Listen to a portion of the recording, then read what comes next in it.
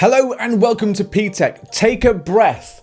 The iPhone event is over and I will tell you everything that happened in it in a second.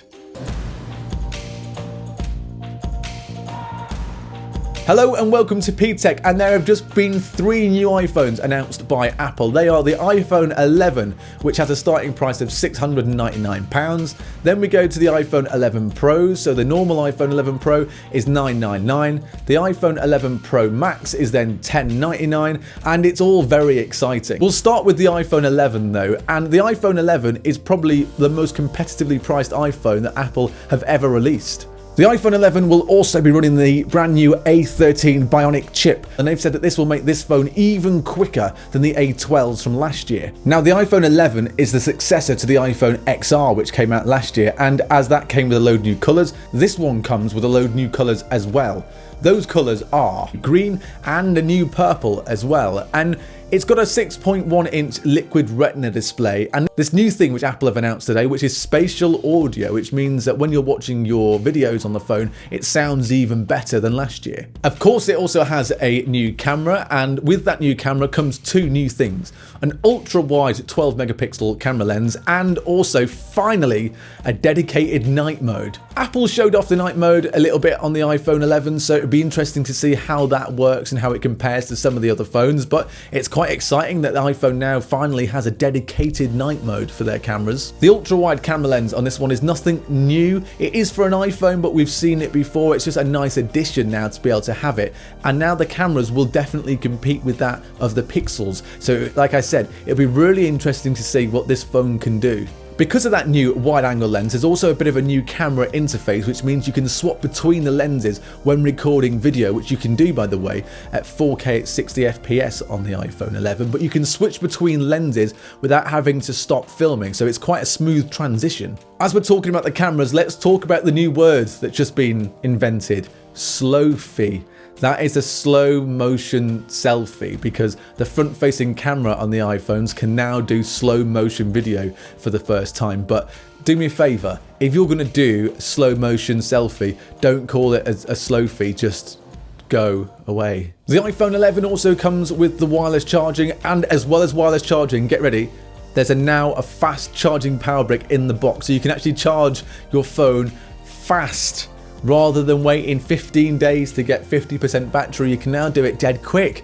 Oh, it's all very exciting here in the Apple world. There's faster Face ID on the iPhone 11, and there's also a new water and dust resistance. So with the new water resistance, that's 2 meters for 30 minutes. The iPhone 11 has a better battery life than the XR, which it's now the upgrade of. It has a 1 hour better battery life, but in real life terms, that doesn't mean too much. Now let's talk about the iPhone 11 Pro, which is the thing that I'm most excited about. It comes in 2 sizes, a 5.8-inch and a 6.5-inch as well. So the same as the XS's from last year. This obviously has that new triple camera design. It also has a new color, which is midnight green, that is coming to it, which does actually look really nice. And as well as the new color, it is also now got this matte finish. Apple have now called the iPhone 11 Pro screen and display something a little bit different. Okay, they've called it a Super Retina XDR display, which has 1200 nits and is 15% more energy efficient than anything that they've ever had before. Apple also spoke about the phone having 8.5 billion transistors. I don't know what all of that means, but I do know it sounds good, so I'll buy it.